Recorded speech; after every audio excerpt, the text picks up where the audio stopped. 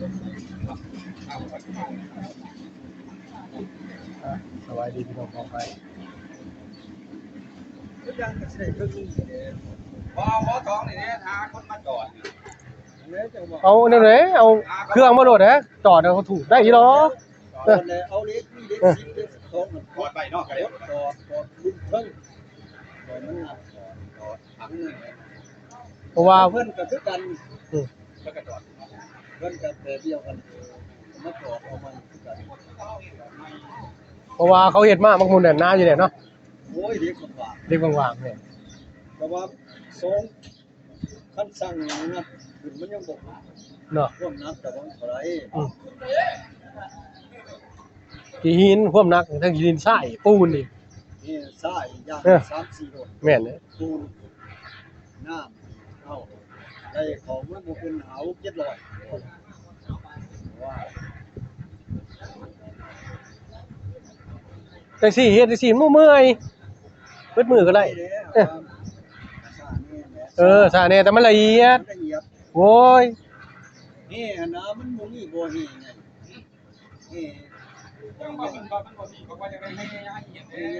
เปลืองน้ำแห้ง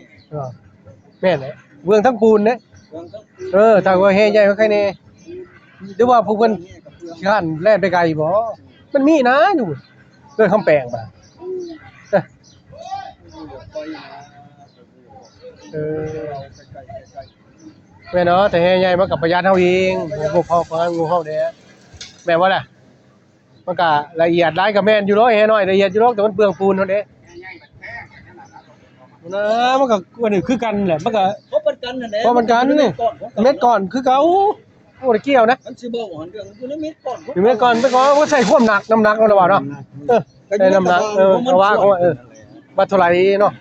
มันก็เป็นของว่าบ่เกี่ยวนะย่านเนาะย่านแต่ว่ามันไกลหมู่ท่านไปเอา ยังบอกให้ฝ่าวิ่งเสียวอย่าได้หน้ากูเด้อ2อันกู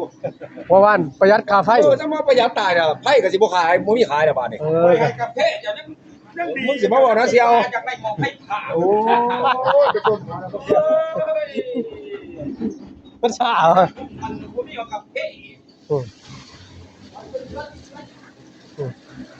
นี่เพิ่นเอาแต่ดีโดเอาแต่ขนมมาให้ เอาแต่ของไอ้บ่หวานขึ้นน่ะเนาะโอ้ย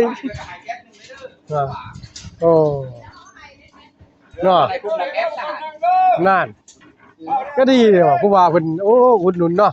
จนเจือให้คุ้มแต่แค่ มาแต่นี่มาแต่อันนี้แกเขา เออ มันจะเกิดการบรรทุก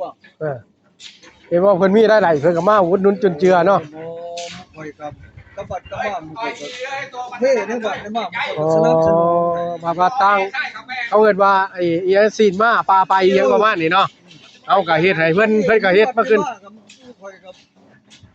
บ่เพียงเฮียงหน้าเพราะว่าผู้รังค่าเนาะไปค่าร้ายกับผู้ได้มา เออ ที่คอยกับบ่ได้ทิ้งเลย ก็ว่าง่ายๆว่าพวกเราบ้าเลยเป็นคนได้ไอ้นั่นคนเบิกไว้ซะเบิกให้ว่าส่วนเน็ตเนาะ เพิ่นเฮ็ดเพิ่นรู้เรื่องขอแพ้ขอไฟหน่อยแห้งเพิ่นน่ะร่วมเฮากับประกาศไปจังซี่เด้ผู้กับผู้ค้าก็มาค่าร้ายกับหยุดก่อนหั่นแหละมื้อค่ำมื้อค้ามื้อกับผู้ค้าก็ลงมาซอย มัน กั ก็ว่าง่ายๆว่าก็สร้างบุญสร้างกุศลเนาะก็ซอย ทางน้ำกันนี่แหละ สร้างกัน ไปในไปนอกเบิ่งน้ำกันนี่แหละอะไรก็เพื่อแพ้น้ำกันนี่แหละของเพิ่นก็อันแนวนี้เพิ่นก็สิเทโตบอนบ้านบ่กองหันซอยตัวนั้นซอยไปใส่อีเมล โอ้อุ้ยคักเลยว่า อันนี้สุดหันเนี่ยเพิ่นก็จะสิลงมาปีนี้ลงมาเฮ็ดตั้งเรื่อง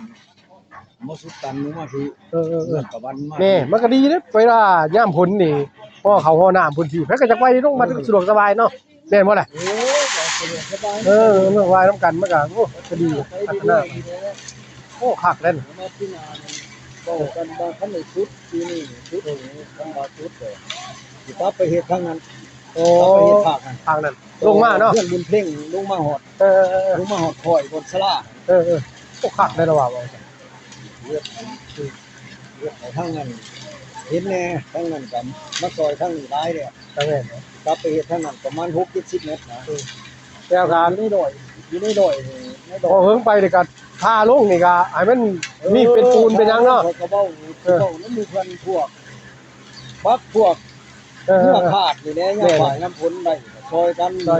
ไอ้นี่ก็เห็นบางบ้านนะว่าเขาเฮ็ดจังซี่เขาเทเป็นแผ่นเขาใส่เด็ดเป็นใส่ใหม่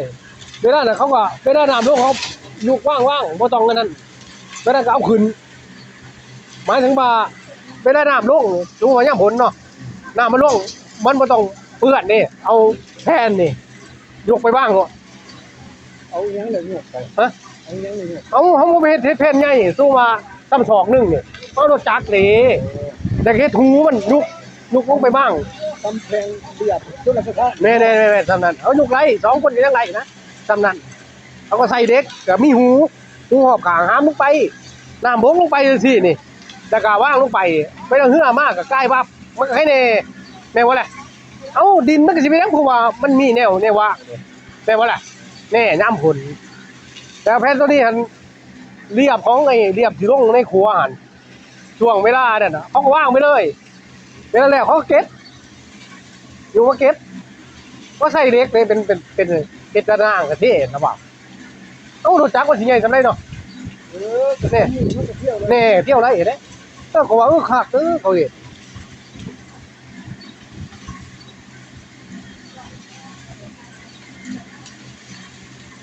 ฮะอ๋อตัวมือมันใส่ม่องอย่างอ๋อ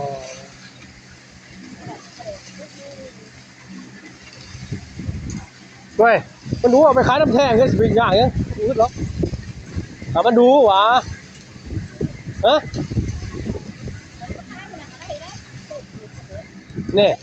ไปเบิ้งไอ้ทำไมเสาโอฮะย่างเขาไปก็ซื้อไปแถบเลยน่ะบาหมายถึงบาไอ้ปลาใส่หม้องในลายก่อน ไม่บอกก็ต้องเท้าอ่ะเอาแล้วรักไหนเด้อ โอ้ยโทรบอกเขาอย่างหรอมันก็ไม่เวอร์ดีว่ะมันโทรบอกยิ่งดีเลย ได้ยืนพวกนี้แล้วก็บ่ยากหรอ บอกรถ ไอ้น้ำแดงเลื่อยไปแล้วเอาทุกคนมา บอกแม่มึงก็โทรที่มึงเบาเองยิ่งไงต้องให้ยี่หรอก มันก็เป็นแบบนี้หันนี้ขอ ไรโอ้ยโอ้ยต้องหาเงินสูมือเนาะเป็นว่าไงเขาจะไปยากยังก็เจอระบานมาว่าละเขาให้ยี่หรอกขอเขามันดีด้วยนะเขามากกับสะดวกสบายกับบ้านเขาเอง ลายยังไงเปิดในว่าขายงานขอเลย ขอโดดว่าพื้นก็ให้ เขาบอกจ้างที่เอาเห็ด อ๋อแต่บ้านเมืองหมดสอดอกนะเขาหาเงินสูมือเป็นว่าไง ก้อนนี้สองนับเห็ดชามเอาขวบออกมา โอ้ยเสียเดี๋ยวเบิดคนมาเบิ่งมึงตัวเงินคนมาเบิ่งน้ำเว้ยเอ้าดีๆเขามาเบิ่งกันนั่นเนาะบ่ได้ก่อนเด้อเป็นบ่แหละ โอ้ยจะมากินอยู่วะมันกระเบิดมุกโอ้ย มามื้อแรกมันเดือลังนึงมัน ยังสิมากินเด้อ บ่มันมามื้อแรกกันเดือลังนึงมันสิบ่พอมันสิได้โตโอ้ยได้เห็นว่าอาหมูอยู่ที่หมูอาหมูเบอร์มันตาใหม่ นี่ไรใส่วะ ได้ ว่าซั่นบ่ ไอ้ตัวนึงก็มาเห็นน้ำกัน โอ้ยบักดำๆมันบ่สินั่งกันกูว่าเป็นไผวะโอ้ยไรว่าไรก็มาบ่โอ้บ่นั่นเนาะ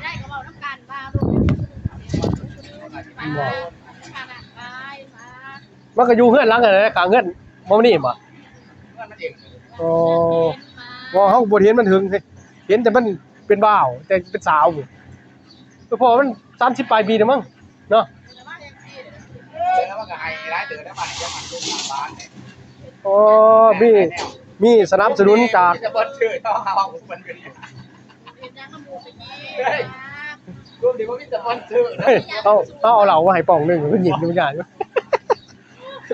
เอาแต่กับพี่เอกกันจะตกตาอย่างตกตาไม่ตาเป็นหน่อยเปลี่ยนแง่ๆไงดู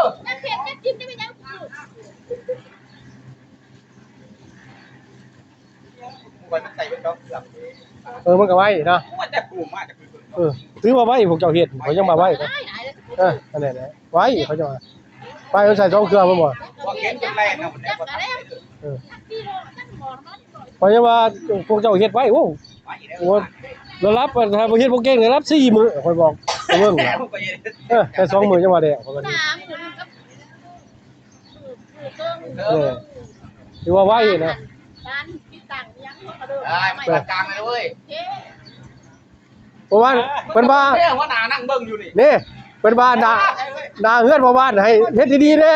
เพิ่นว่า ก็แต่มันบิดนี่มึงจะเฮ็ดกันได้ก็เฮ็ดปานนี่นั่งเบิ่ง มึงเอ้ย เดี๋ยวบ่เฮ้ยบิดนี่เนี่ยก็ได้เอาโดกูก็บ่เบิ่งบาดนี่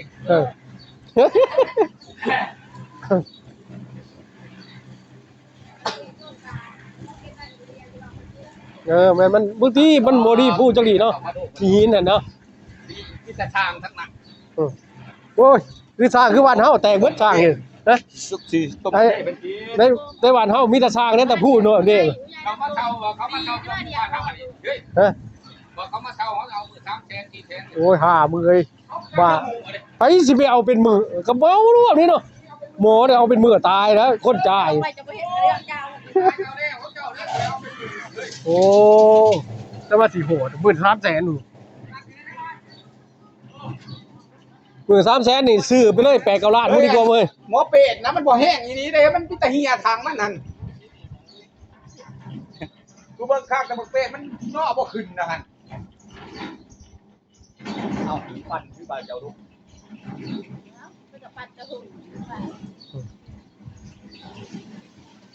บ่เซ็ตจิตใจ เฮ้ยพวกเฮ้ย ขนาดนั้นยังติดอ่ะ ได้น้ำได้ไอ้ควายควายเฮ็ด ให้คอยโอ้ยคำบ่สุภาพเฮ้ยคำบ่ค่อยๆงูอ่ะ กูเบิ่งมันย่อ คำบ่สุภาพเด้อ อยู่ทั้งมันนั่นบักเป็ดนั่นย่างจะไปเฮียจะทั้งเพื่อนนั่น โอ้ยว่าอีกเป๊กนึงเป็ดน้อยบ่พอแล้วค่ะน้ำหอมบ่พอ เพื่อนใครล้อมันไหนเฮ้ย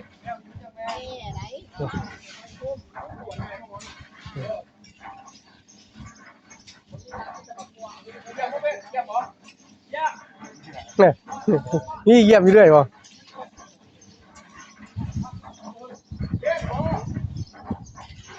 บ้านเพชรพิษต้องเป็นเพชรเอาว่าเอาน้ำใช่เอาน้ำใช่เป็ดก็ผ่านเอาน้ำใช่หวานถึงไม่ลง ต้องเอาน้ำใส่ก่อนนี่เนาะมันถึงนี่ ไปมาเลย โอ้กระเพาะเขาก็ได้กินก่อนนั่นเดี๋ยว กินกับเพื่อนกันเนาะแม่นเนาะ ต้มน้ำดูน้ำมาทั้ง ต้มโอ้ยหมอดำๆมาแล้วเสียบข้าวเดียวอีกนะโอ้ยมึงเอ้ย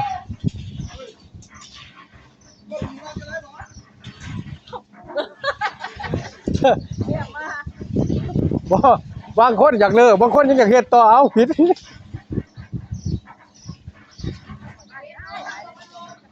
แม่นแหละเฮ็ดมันฮอดพุ่นเด้อข้าวเดียว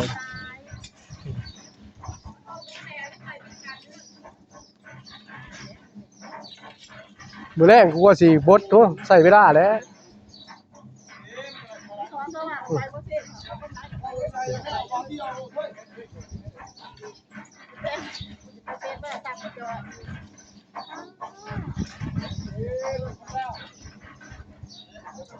โอ้แพงได้แปลงอยู่มันปล่อยไปแปลงยายังหมด 2-3 แสนพุ่นน่ะ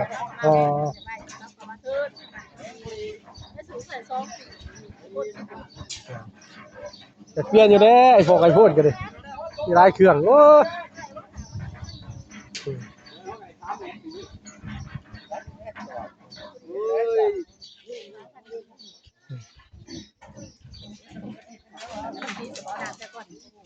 แน่นเนาะ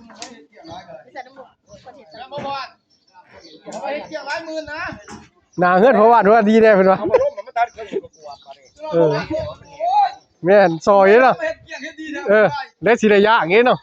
เพราะว่านบ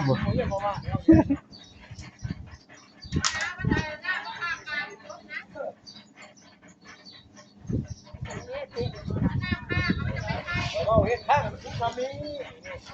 โอ้ เบ็ดเรียกนะของเพื่อนหน่อยมันสูงสัมผัสสูงสัมผัสมาถ้า โอ้ว่าเสียจะมาเอาสมุน เอากล้วยเอาหยังมาปลูกไว้แถวเ เออคักอยู่ลอกหวะ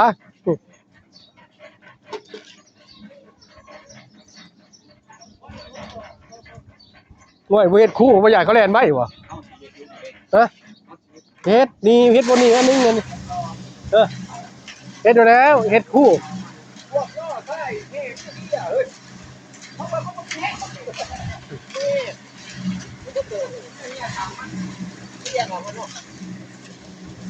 แต่นะจะบ่เฮ็ดเดี๋ยวเขาสิได้อันนู้น เฮ้ยผู้ใดโทรศัพท์ให้นะผู้ส่งมามึงรับไปเพื่อนได้แล้วผู้ส่งมา